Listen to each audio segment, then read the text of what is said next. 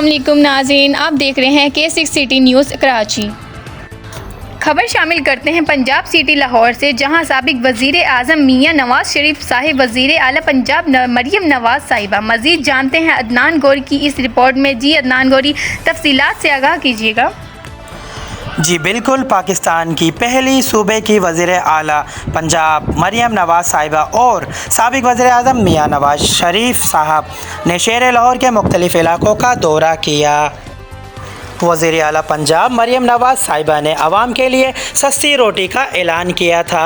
Notification जारी हुआ उसके 3 दिन बाद पाकिस्तान की पहली वज़ीर आला पंजाब मरियम नवाज साहिबा ने तंदूर होटल पर जाके रोटी मयार रेट चेक किया। चेक एंड बैलेंस 16 रुपये की रोटी हर शहरी होटल पर आएँ और 16 रुपये की रोटी से महंगाई ख़त्म करने का आगाज़ करें। इन्होंने आवाम से भी बात की और रोटी आवाम को दी और कहा कि आप रोटी आपने 16 रुपये की लेनी है, कोई अगर महंगी दे तो कंप्लेन करें। सीएम मरियम नवाज साहिबा का मज़ीद कहना था कि हमारी हुकूमत का मिशन आवाम की खिदमत करना और पाकिस्तान को मज़ीद तरक्की देने का है, जो जारी रहेगा। Report Adnan Gauri, K6 city news Karachi.